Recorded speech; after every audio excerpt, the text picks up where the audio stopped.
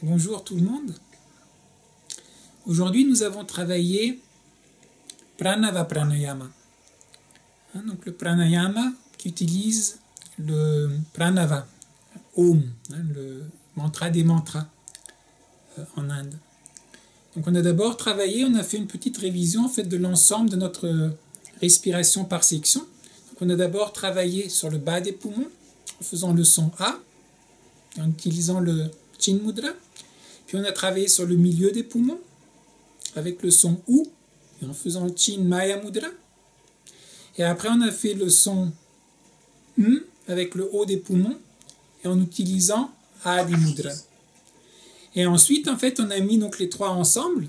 Donc on a mis ensemble le bas des poumons, le milieu des poumons et le haut des poumons en faisant le son Aum. Et le mudra, c'est Brahma Mudra. Donc avec les deux mains qui se touchent et qui sont juste au-dessus du nombril. Donc je vous en avais déjà un peu parlé dans les séances précédentes.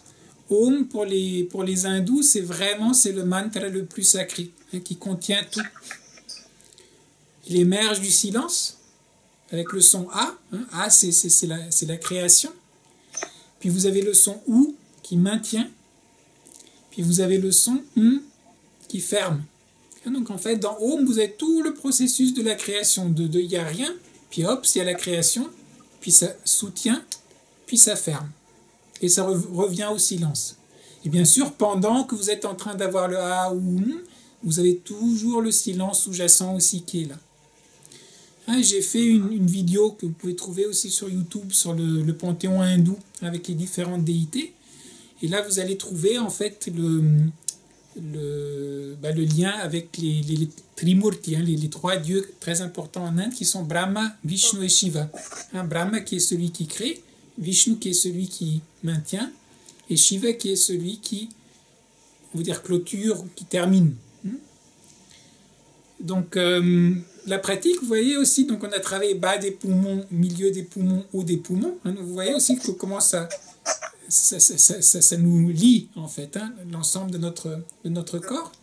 Et vous avez vu aussi dans la bouche, je ne sais pas si vous avez fait attention, quand on commence avec le A il commence derrière. Ah. Puis après, quand ça devient OU, il commence à venir plus vers l'avant. Puis après, on fait et il se ferme. Donc même par rapport à comment le son se développe, on est aussi en train de faire un cycle complet, en fait, de la création. Dernière chose que j'aimerais juste dire, donc on a répété un certain nombre de fois, si vous le faites chez vous, en Inde, souvent, on fonctionne avec ce qu'ils appellent Garshana. Ça veut dire par 9. Donc aujourd'hui, on a fait le Om en tant que tel, on a fait 18 fois. Donc si vous sentez que vous êtes à l'aise, que vous avez envie de faire un peu plus, ok, alors vous pouvez peut-être faire 27. Puis petit à petit, en fait, vous pouvez augmenter le nombre de répétitions. Un chiffre qui est important en Inde, c'est 108. Donc si vous pouvez faire 108 répétitions de mantra Om, ça peut être... Et il y a en fait, ça sera bientôt, c'est pour l'anniversaire de Swami Kanakananda, qui est le maître de Swami Gitananda, de ma tradition en Inde, à Pondichéry, de yoga. Et là, on fait toujours en fait une nuit entière où on pratique le mantra Om. Donc on commence, je sais pas, vers 10h du soir jusqu'à 5h, 6h du matin. Et en fait, c'est par demi-heure. Donc il y a toujours deux personnes qui sont responsables en fait dans le groupe. Et donc pendant que l'un expire en faisant Aum, l'autre inspire en le pensant. Et au moment où l'autre a terminé, celui qui a inspiré va expirer, il va faire le Aum. Et pendant ce temps, l'autre inspire. Et comme ça, en fait, vous avez le Om qui va circuler de manière non-stop. Et après, il y a le groupe. Alors certains, parce que c'est quand même plusieurs heures d'affilée, donc certains, parfois, ils font une petite pause, ils s'endorment ou quoi que ce soit, mais il y a au moins toujours deux personnes, en fait, qui font vibrer le Om. Et pour moi, c'est une des très, très belles expériences, en fait, de yoga. Parce que vous êtes dans votre son, il y a le son des autres. Puis quand vous commencez à vraiment le pratiquer, pendant après c'est 1 heure ou 2 heures ou 3 heures, puis il y a des harmonies qui sont en train de se créer. Puis à certains moments, peut-être vous êtes fatigué, vous pouvez même plus, vous avez l'impression, puis tout d'un coup, vous ne savez pas d'où elle vient, il y a cette énergie qui revient, puis vous continuez. Et là, petit à petit, en fait, vous découvrez d'autres dimensions, hein, que je vous ai un tout petit peu évoquées lors d'une réunion précédente. Vous savez, c'était vraiment intéressant. Je ne sais pas, après quelques heures comme ça, sans que je fasse attention, c'est ah, j'ouvre les yeux, ah, ouh, et puis hop, à nouveau, je fermais les yeux. Puis pendant tout un temps, c'est le corps qui, naturellement, commençait à faire comme ça. Et puis tout d'un coup, sans réfléchir, ça commençait à faire le lien, on va dire, avec les déités indiennes. Je vous ai raconté la petite anecdote. Donc, ah, bon, c'est Brahma, il lance, et puis, ouh, c'est Vishnu qui maintient. Puis après, vous faites, c'est Shiva, on dit souvent le destructeur. Mais je vous avais dit, enfin, moi, ce qui m'était venu, l'image, c'est, quand on a tout fait, c'est magnifique. Bon, après, on regarde, hein, les parents, quand vous regardez vos enfants qui font quelque chose, puis vous regardez, vous faites, ah, c'est bien. Hein, donc on ferme les yeux, on fait mais c'est pas pour détruire, c'est dans le sens, c'est bien, ah, c'est bien. Puis maintenant, on apprécie, puis après, on peut passer à autre chose. Donc il y a aussi dans Pranava Om, donc comme c'est vraiment, on va dire, c'est le mantra primordial, on est vraiment dans parfois ce qu'on appelle, c'est le verbe. Dans la tradition chrétienne, on dit au commencement était le verbe. Alors, c'est pas la parole uniquement, mais le verbe au sens de cette impulsion de création qui est à l'origine. Pour les Indiens, c'est Vak, le verbe. Et la représentation, vous avez la femme de Brahma, c'est Saraswati. Qu'est-ce qu'elle tient dans sa main? C'est la vina, son instrument de musique, qui représente aussi justement le son primordial. Donc je voulais juste vous donner un tout petit peu ce contexte sur Pranava Om. On pourrait en dire encore beaucoup de choses. Mais juste pour vous dire, donc c'est une belle pratique pour sentir un peu nos poumons, pour faire vibrer un peu, pour énergiser un peu. Mais pour aussi se centrer un peu, puis pour aller peut-être à travers le son, petit à petit, au-delà en fait, du son, et à trouver son silence et son centrage à travers le son. Mais voilà, donc c'est une pratique qui au départ, et on va dire, qui commence de manière physique, mais petit à petit, en fait, vraiment, ça peut prendre plein de dimensions différentes. Et si petit à petit, on le goûte pleinement, peut-être ça va nous aider aussi dans la vie à nous rendre compte petit à petit dans quelle énergie on est à différents moments. Vous lancez une entreprise, vous êtes dans le A. Puis après, l'entreprise, elle se développe, c'est le OU. Puis certainement, peut-être il faut la fermer, cette entreprise, c'est le Par rapport à un cours, c'est la même chose. Une journée, on se réveille le matin, puis pendant toute la journée, on est dans le OU, on maintient, et puis le soir, on va s'endormir, c'est le Et quand vous êtes dans l'état de sommeil profond, pour les Indiens, il y a les 4 états. Il y a quand on est réveillé, puis quand on dort, quand on a les rêves, et puis le sommeil profond, et puis donc ce qui est en dessous, l'état de conscience qui est en dessous de tout ça. Donc dans la nuit, pendant que vous dormez, à un certain moment, vous êtes au-delà de tout, il n'y a plus de rêve, il n'y a plus rien, vous êtes dans cet autre endroit. Et pourtant, il y a une conscience qui est là, puisque le matin, vous allez vous réveiller, puis vous savez que c'était vous, enfin que c'est bien vous, vous n'avez pas oublié qui vous êtes. Donc dans le mantra, donc j'essaye juste de faire un tout petit peu aussi le lien, on va dire, avec la vie de tous les jours. C'est petit à petit, donc il y a cette pratique, mais en même temps, c'est quelque chose qui nous fait prendre conscience que quoi qu'on fasse dans la vie, il y a toujours un moment où ça débute, il y a la graine, puis après ça va grandir, ça va donner ses fruits, et puis après il y a les pommes à nouveau qui vont tomber, puis ça va pourrir, et puis les graines vont se remettre dans le sol, puis après il y a un autre cycle qui peut commencer. Et cette prise de conscience, je crois, elle est vraiment importante, parce qu'on a tendance parfois à oublier un peu les rythmes dans lesquels on s'inscrit. Donc rien que ce Pranava Om donc, contient beaucoup d'enseignements. Quelle est votre expérience de ce qu'on a fait aujourd'hui?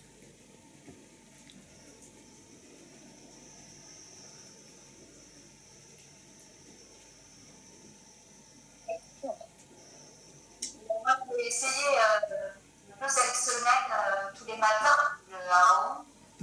Et c'est vraiment le son que je veux travailler. En fait, j'aime bien travailler le son. Et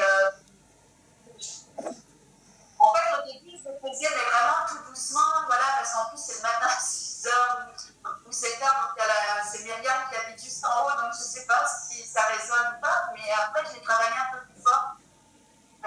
doucement, c'est pas la même chose. Et le fait de travailler comme ça, bah, vraiment, en fait, ça me donne vraiment la stabilité, hein, de toute façon, une vibration en fait qui me permet en fait de maîtriser et de me centrer, et de me donner. Alors je sais pas pourquoi, mais ça me donne vraiment la joie. Ça donne? J'ai pas entendu. La joie. La joie, ok. Quand on ressort de ça, après, je suis vraiment, voilà, je suis bien, je suis heureuse, voilà. Donc ça me manque de pas le faire le matin, mais je peux pas trop faire en résonance, ça résonne aussi. Il y a une belle, j'aime l'image, enfin, quand tu dis bah, ça rend joyeux, ça m'a fait penser. Hein, je dis Om, ça sort du silence et ça retourne au silence. Mais donc le Om, c'est la manifestation quelque part. Tout ce qui est, en fait, c'est Om. Et j'avais parlé avec une amie philosophe grecque, d'origine grecque, et apparemment, donc cosmos, hein, dans l'étymologie grecque, c'est l'ornement. Et je me suis dit, ah mais c'est magnifique. Donc en fait, tout l'univers, enfin donc le cosmos, quand on dit le cosmos autour de nous, c'est l'ornement de ce qui est au-delà, du silence. Hein, si vous avez juste un vide, vous ne pouvez pas l'apprécier en tant que tel. Et en fait, bah, tout ce qui est là autour, bah, en fait, c'est l'ornement. Alors c'est beau, hein, puis ça rend joyeux. Puis ça donne aussi même un autre éclairage, c'est juste une idée comme ça qui me passe par la tête, parce qu'on a eu des grandes discussions quand j'habitais en Allemagne pendant un certain temps. Les Allemands, ils avaient cette idée d'être naturels. Donc il y avait beaucoup de filles allemandes avec lesquelles on parlait, et puis c'était surtout, il ne faut pas de maquillage, il ne faut pas des choses comme ça, parce que c'est hypocrite. Genre si je me maquille, je me cache, je suis en train d'être hypocrite en fait. Je cache ma nature réelle, naturelle, et puis j'essaye de faire quelque chose d'artificiel. Donc c'est une vision comme ça. Et puis dans l'autre aspect, au contraire, c'est l'idée de dire, ben non, on peut aussi se maquiller ou mettre des bijoux, des choses comme ça, pas pour être hypocrite, pas pour même, je sais pas, montrer à quel point on peut avoir des bijoux ou quoi que ce soit, mais pour célébrer. Là, on célèbre la beauté de ce qui est. Et donc on fait des belles choses. Et puis là où on habite, ben, on fait quelque chose de beau. Hein, donc et puis ça nous rend joyeux. Bah oui, bien sûr. Et pour les Indiens, hein, la chose qui est sous-jacente, qui est essentielle, mais que tu ne peux pas vraiment nommer, c'est Sat, Chit, Ananda. Sat, c'est l'existence, c'est l'être, si on veut. Chit, c'est la conscience. Et Ananda, c'est la joie. Hein, donc la nature ultime de la réalité pour les hindous, c'est Sat, Chit, Ananda. C'est, on va dire, l'être-té, la réalité, la conscience, et Ananda, donc la béatitude, hein, la joie. Donc c'est beau que ça te fasse cet aspect-là. Et tu as mentionné une autre chose, alors je pose la question, puisqu'après avoir pratiqué, on a répété un certain nombre de fois, et après on a juste observé. Donc le silence après le mantra, qu'est-ce que ça vous a... Enfin, quelle était votre expérience? Mais les vibrations restent, résonnent dedans. Et c'est vrai que c'est multiplié quand on le fait à plusieurs, même si c'est par Zoom. Je trouve qu'il y a une espèce d'état qui arrive là, quand on a ces vibrations et quand on les... Voilà, on sait que ça vibre en fait à travers tout. C'est très ouvert. Voilà. Oui, c'est pour moi, vraiment, quand on travaille à plusieurs, on a l'impression qu'on a déjà son propre petit temple ou sa petite cathédrale, là, enfin qu'on est nous-mêmes. Hein. Et puis après, c'est comme si en plus on était dans une autre avec les autres. Ça traverse tout. Voilà. Voilà. Ça traverse tout. C'est ça qui est formidable avec ces vibrations. Puis ça donne la force, hein, c'est sûr. Quand tu peux le ressentir, je crois que ça donne la force. Hein.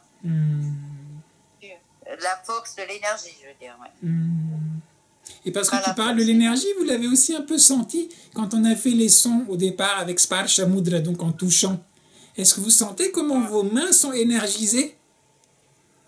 Hein, après avoir fait, vous enlevez les mains, on fait le Mudra et vous sentez que vos mains, tout d'un coup, elles sont complètement... elles sont devenues énergisées aussi. On n'a pas froid. Hein. Mhm. Mhm. Et ce que dit, tu vois, Régula, donc ton expérience avec le son, toi qui donne aussi l'énergie, à nouveau, oui, il vous harmonise, mais il vous donne aussi une stabilité, mine de rien, à travers cette Oui, énergie. oui, Et comme vous oui, avez oui. en fait cette stabilité qui vient, bah, sans devoir faire quoi que ce soit d'autre, votre esprit il commence aussi à se poser. Ah, c'est posé, ouais. Et donc pour certains d'entre vous, hein, donc c'est pour ça il y a des approches différentes, mais pour certains d'entre vous aussi qui sont peut-être plus sensibles en plus au son, ben, ça peut être une très très belle manière en fait de s'aider à, à inviter, on va dire, un état un peu plus méditatif. Hein, parce que l'autre pratique qu'on a fait par exemple vendredi, ben là on était plus sur la respiration. Pour certaines personnes c'est un peu difficile parce que c'est la respiration, alors pour certains c'est un peu abstrait, on va dire. Alors qu'avec le son, là on a quelque chose, on ressent la vibration, on rentre dans le son. Et même après quand on arrête à faire le son, il continue à y avoir en fait cette vibration. Oui, c'est vibration. Ah oui, oui. Ah oui, oui. Moi, ça m'a beaucoup, effectivement, ça m'a beaucoup aidé. Tu vois, ça, c'est quelque chose que je ne connaissais pas encore de moi. Ça m'a beaucoup aidé comme tu dis, à rentrer dans un état méditatif après, tout de suite après. À stabilité. Carrément. C'est vrai. Mais si tu veux sortir un son, un joli son, il faut que tu sois détendu. Parce que quelqu'un de stressé ne peut pas sortir un son, en tout cas pas longtemps, peut-être un peu, mais tout ça, c'est lié. C'est lié. Et vous pouvez aussi, ben c'est pour ça on a commencé un tout petit peu, donc à la fin hein, on a fait l'autre mantra, hein, que tout le monde soit, le monde entier soit heureux, que tout le monde soit heureux, que tout le monde soit en paix. Hein, Om Loka Samasta Sukhino Bhavantu, Sarve Jana Sukhino Bhavantu, Om Shanti, Shanti, Shanti, Om. Et même le Om Shanti, Shanti, Shanti, Om, c'est un mantra en tant que tel. Shanti, c'est la paix. Hein, donc c'est la paix. Pourquoi on répète 3 fois? C'est dans les 3 mondes. Et donc parfois, en fait, vous voyez, on peut le faire comme Alexandra disait avant de partir le matin pour se donner l'énergie. Mais parfois, quand vous êtes submergé pendant la journée, hein, vous pouvez intérieurement, hein, juste, vous pouvez le penser, Om Shanti, Shanti, Shanti, Om, et ça peut nous aider. C'est à nouveau une encre qui peut nous permettre en fait de retrouver un centrage. Et dans la manière de le faire, vous voyez, quand on a inspiré, on a pensé le son, et puis quand on a expiré, on a fait le son. Hein, donc dans les mantras aussi, on dit en Inde, il y a japa, ajapa. Japa, c'est quand vous prononcez le mantra. Ajapa, c'est quand vous ne prononcez pas le mantra. Hein, c'est juste, il est entre guillemets mental. Et ce qui est intéressant, c'est que quand on l'a fait, hein, si vous l'avez bien senti, c'est Régula qui le disait, on arrête, et puis on ne le fait même pas, il se fait tout seul.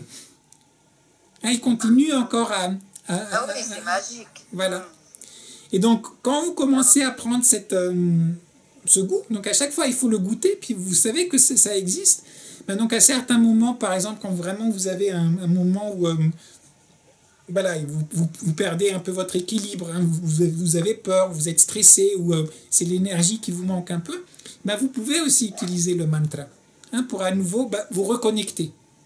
Hein. C'est aussi là. Aujourd'hui, c'est Pranava Om.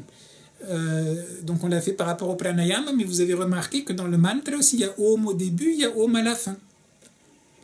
Pourquoi? Et tout au début, en fait, il y a le silence. Donc il y a le silence, après il y a le tout, puis après on peut faire le mantra particulier qui, on va dire, qui individualise un peu la chose, et à la fin on relie à nouveau au tout, et puis ça retourne carrément au grand tout qui est au-delà de ce qu'on peut dire, etc. Donc si ça vous intéresse, donc on peut voir petit à petit, il y a certains mantras qui sont vraiment très beaux, hein, qui ne sont pas particulièrement liés maintenant à, je sais pas, une déité particulière ou quelque chose comme ça, qui sont plus des bonnes intentions. Il y a un autre mantra que j'aime beaucoup, c'est Om Asatoma Sadgamaya Tamasoma Jyotirgamaya Mrityormamritam Gamaya Hariom Tatsat Om. C'est Om. C'est de la fausseté, de l'erreur, mène-nous vers la vérité. De l'obscurité, mène-nous vers la lumière. De la mortalité, mène-nous vers l'immortalité. Ah, donc vous voyez, c'est des petites choses comme ça. Puis parfois, quand on se sent un peu complètement perdu dans le noir, etc., ben rien que le fait, il y a le son qui fait son travail, mais il y a une intention. Et donc là, tout d'un coup, de se relier à cette intention, on va dire lumineuse, de dire, ok, il y a l'obscurité, elle est là, mais il y a la lumière, on peut aller vers ça. Oui, c'est vrai, il y a tous les mensonges et tous les trucs, mais on peut aller vers la vérité. Oui, c'est vrai que tout ça, ça va mourir, etc., que les choses ne durent pas, mais il y a quelque chose aussi qui est sous-jacent et qui est au-delà de tout ça. Oui, il y a toujours quelque chose d'optimiste. Voilà, c'est ça qui est bien aussi. On va vers l'optimisme. On va pas... Voilà. Et en ce moment, c'est très bien. Qui est ce son-là. Et quand on sait en plus, voilà, que tous ces mantras, ça fait du bien. Et après, c'est bien de le répéter, répéter. Ça t'élève, hein. Ça doit être fait pour ça, de toute façon. Et pour moi, vous savez que pour moi, quel est le mantra, on va dire, suprême? Non. Alors, je vais peut-être me faire taper un peu dessus par mes amis indiens, parce qu'ils vont me dire, alors c'est pas Om. Pour moi, vraiment, le mantra, je dirais alors, c'est vraiment un mantra. Tout dépend de l'intention que vous mettez dans les mots. C'est merci. Merci. Et quand vous avez des belles choses qui vous arrivent, de se rappeler de dire merci. Mais ce qui est beaucoup plus difficile, mais ce qui transforme énormément les choses, c'est quand il y a des choses qui ne sont pas drôles qui vous arrivent. Et que vous ne voulez pas. Mais qu'au moment où vous êtes en pleine révolte, etc., d'essayer de dire intérieurement, de créer l'espace, merci. Qu'est-ce qu'on m'enseigne là? C'est quoi qui est en train d'arriver? On me donne une occasion, en fait, de travailler. Et donc, ce mantra-là, il est extrêmement puissant.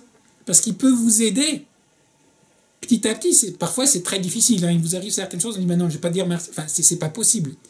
Mais si petit à petit, on arrive à changer cette conscience et de voir que toutes les choses qui arrivent peuvent devenir des moyens pour nous d'évoluer, de travailler, tout d'un coup, vous changez. Et là, parfois, juste le fait de le répéter à l'intérieur de soi-même, de s'habituer. Il y a quelque chose de beau, il y a quelque chose... merci, je me réveille le matin, ça ne va pas de soi. Merci. Et puis, allez, on va dédier cette journée à tout le monde. Le soir, avant de s'endormir, merci, c'était une belle journée. Hop, voilà. Quand vous allez voir un ami, avant de sonner à sa porte, intérieurement, merci d'avoir cette occasion-là. Et puis, qu'est-ce que je lui apporte? Est-ce que je lui apporte tous mes problèmes quand je sonne chez lui? Est-ce que j'essaye intérieurement, moi, même si je n'ai pas un bouquet de fleurs à la main, mais j'essaye d'apporter un peu les fleurs de votre âme que vous allez... Puis les beaux parfums. Tu vois qu'on parlait des parfums tout à l'heure que vous allez répandre chez lui quand vous êtes chez lui. Tout ça, quelque part, c'est lié à mantra. Et un autre aspect, alors ça va un peu au-delà uniquement de pranava om qu'on vient de faire, mais c'est vraiment important pour qu'un mantra ou une parole comme ça ait vraiment une puissance, que ça devienne un peu le verbe. Les Indiens parlent de Vak Siddhi. C'est le siddhi, c'est la puissance, on va dire, du verbe. Une des choses qui est extrêmement importante, c'est dans votre vie générale, c'est de développer la vertu de l'honnêteté et de la sincérité. Parce que si vous dites des choses comme ça, qui veulent rien dire, parce que vous êtes en train de mentir tout le temps, etc., comment voulez-vous qu'au moment où vous allez travailler un mantra profond, pareil, où est la substance de ce mantra? Peut-être c'est un autre mensonge que vous êtes en train de raconter. Vous n'avez pas harmonisé votre corps à ce que les choses sont une. Et donc, une des conditions de base, c'est ce qu'on a parlé un tout petit peu quand on a parlé de manière plus générale la dernière fois sur l'attention et la méditation. On revient à notre éthique et notre manière de vivre de manière générale. Les pratiques, les techniques, c'est pas une pilule que je prends et puis ça règle tout. Non. Elles sont liées à comment on vit. Et si effectivement dans votre vie, vous avez mis des conditions, quand vous parlez, non seulement vous ne mentez pas, mais vous êtes conscient de ce que vous êtes en train de dire. Prenez la responsabilité de ce que vous êtes en train de dire. Ben là, quand vous allez faire les mantras, ben ils vont prendre une dimension très profonde. Mais si, normalement, quand vous parlez, même si vous ne mentez pas, mais vous parlez toujours comme ça de manière superficielle, vous ne savez même pas ce que vous dites, etc., ben là, pareil, quand vous allez faire le mantra, il sera aussi un peu superficiel. Il ne va pas pouvoir rentrer en vous profondément.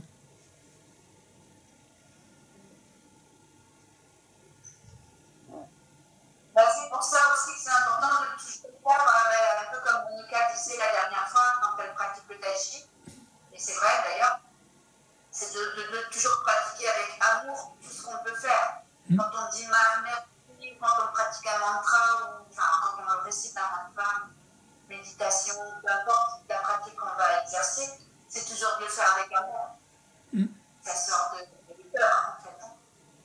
Oui, bien sûr. Ben, l'amour, c'est l'ouverture et le sens du lien. Et si vous faites des mantras, alors certains font, les mantras en tant que tels, il y a un pouvoir dans les mantras. Donc, il y a ceux qui utilisent pour asseoir leur pouvoir. C'est comme dans les Qigong, on va développer une énergie pour être puissant, pour aller écraser les autres, pour aller imposer son point de vue, etc. Mais, de manière simplifiée, c'est le côté obscur de la force, si on parle en termes de guerre des étoiles. Là, c'est la puissance, le pouvoir, le moi, etc., etc. Et l'amour, c'est l'inverse. C'est là, vous ne faites pas pour vous, vous faites pas, non, c'est pour ouvrir. On est connecté avec tout, donc on essaye de jouer son propre rôle dans l'ensemble de tout ce qui existe. Et là, le mantra, c'est un partage, on ouvre. C'est pour ça, donc j'aimais beaucoup ton témoignage sur la joie. C'est un ornement, c'est une célébration. Et c'est pour ça que j'avais fait une autre vidéo. On avait fait une conférence en Inde avec Ajay, parce que j'avais fait une retraite en fait un peu silencieuse pendant un certain temps. C'était juste avant que je doive repartir de chez lui. Il m'a dit, Christophe, tu voudrais pas faire un petit satsanga, ils appellent ça en Inde. Sat, c'est la vérité, Sangha, c'est la communauté, donc de se rencontre pour parler de la vérité, si on traduit, mais on va dire c'est une petite conférence. Et il m'a dit, tu voudrais pas partager un peu ton expérience là, de ta retraite silencieuse? Puis je dis, pourquoi pas? Et donc il y a des gens qui sont venus. Mais je me suis dit, le silence, mais c'est bien, mais même de parler du silence, c'est déjà un peu bizarre, puisque on va parler. Alors je leur ai proposé, je dis, écoutez, si vous voulez, on peut pratiquer un peu silencieusement après. Mais alors le thème de ce qu'on va parler, alors ce sera silence et dialogue.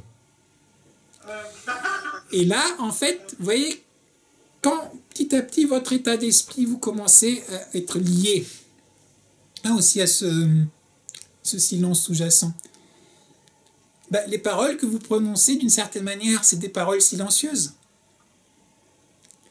C'est comme les fruits qui sont sur un arbre. Ils sont attachés à l'arbre. Alors on voit la pomme, mais la pomme elle est attachée à l'arbre. Mais quand vous lancez des paroles comme ça qui sont pas liées, ça c'est la pomme qui est déjà tombée par terre. Voilà, la pomme, petit à petit, elle va pourrir. Donc, Raymond Panicard, j'ai dit ça dans l'autre, quand je donnais la conférence, il avait dit une fois, quand il a commencé une conférence, je crois, à Montréal, il a dit « Ce que je vais vous dire ne peut pas être dit. Et c'est parce que ça ne peut pas être dit que ça vaut la peine d'essayer de le dire. » Et Robert Vachon, il avait noté ça, le directeur de l'Institut interculturel de Montréal. Il m'a dit, sur le coup, j'avais pas, j'ai noté, mais il y avait tellement de choses. Et après, il disait, mais quand je suis revenu chez moi, j'ai relu ce que j'ai noté. Quand j'ai lu cette phrase-là, Robert me disait, écoute, c'était la phrase qui est devenue ma phrase pour toute ma vie. Et donc, en fait, il y a du dialogue qui est silencieux, et parfois, il y a du silence qui est plein de bruit. Et donc, mantra, en fait, toutes ces dimensions-là, elles sont dans le mantra. Et le fait de pratiquer déjà le pranava pranayama, donc juste la répétition de Om, mais justement, juste pas de faire Om, mais aussi en sentant qu'est-ce qui se passe, les vibrations, et puis de le goûter. Là, c'est une première manière pour commencer à s'ouvrir. Vous voyez, on était sur une pratique très concrète, et vous voyez toutes les choses auxquelles ça nous a mené, en fait, dans notre petite discussion. Donc, c'est magnifique. Et donc, dans notre vie, voilà, après, c'est yin-yang, c'est là pour parler un peu en chinois. Parfois, on se tait, parfois, on parle. Mais alors, quand on parle, où est le silence dans le parler? Et quand on est silencieux, bah, où est le parler dans le silence? Là, on peut s'interroger sur ces choses-là. Mais je trouve aussi dans le silence, on peut entendre aussi les vibrations. Quand on est vraiment dans le silence total, on reçoit les vibrations de ce silence. Ça, c'est la beauté, justement. Vous voyez, quand et on va arrêter là-dessus, parce que je viens d'avoir le message tout à l'heure que la séance va se terminer. À la base, vous voyez, le mantra, c'est pas vous qui le faites. Il émerge à travers vous. Et quand vous faites une forme de tai chi, c'est la même chose. Je me rappelle quand j'étais la première année au nord de la Chine, ben, je pratiquais toujours dans une forêt de pins. Hein, et puis parfois, en fait, dans l'après-midi, on avait un peu de temps pour nous. Donc j'allais pratiquer tout seul. Donc, j'étais vraiment dans la forêt de pins tout seul. Il n'y avait personne d'autre pour faire un qigong. Et à certains moments, c'était complètement silencieux. Il n'y avait aucun bruit. Enfin, c'était vraiment... je me rappelle une fois particulière, c'était... on avait l'impression que c'était hors du monde quelque part. Enfin, donc c'était pas dans une pièce, c'était vraiment dans la forêt, mais c'était absolument silencieux. Il n'y avait rien comme bruit. Donc moi j'étais debout. Puis quelque part, bah, on est aussi dans ce silence. On est comme un arbre parmi les autres arbres là dans ce silence. Et c'était tellement silencieux que j'avais pas envie de commencer même de pratiquer. Et alors, quand on commençait à pratiquer, et puis à un certain moment, tout d'un coup, il y a eu une petite vibration à l'intérieur. Et là, c'est comme... et puis ça commence à travailler. En gardant le silence, mais tout d'un coup, ça s'exprime. Et puis après, à la fin, hop, et on revient. À nouveau, on revient dans le silence. Donc quand on dit que le son ou le mantra, il émerge du silence, c'est que, justement, là, pour l'instant, on s'entraîne, donc c'est nous qui le faisons. Mais à la base, oui, ça émerge spontanément. Même le tai chi, il émerge spontanément. Peut-être vos postures, vos mudras, ils émergent spontanément petit à petit. Et c'est pour ça que parfois j'aime bien dire que la vie n'est pas un vide à remplir, mais une plénitude à découvrir. Mais cette plénitude, on la découvre où? On peut la découvrir dans ce vide, on a l'impression. Il n'y a rien, il y a juste le silence, il n'y a rien de particulier. Mais il est plein. C'est de là que les choses peuvent jaillir. Allez, donc c'est le timing là par rapport au Zoom. Donc il nous reste 2 minutes, donc on va arrêter là-dessus. Je crois qu'il y a déjà pas mal de choses à réfléchir. Et pour ceux qui ont envie, on va continuer tout de suite après avec un peu sur la responsabilité. Qui mine de rien, c'est lié aussi, puisque responsabilité, respondere, répondre. Donc on est aussi dans comment faire écho avec les autres, comment entendre l'écho, comment répondre par rapport à ce qui se passe. Allez, donc à tout de suite pour certains. Et bonne vibration à tout le monde. On va les garder. Allez.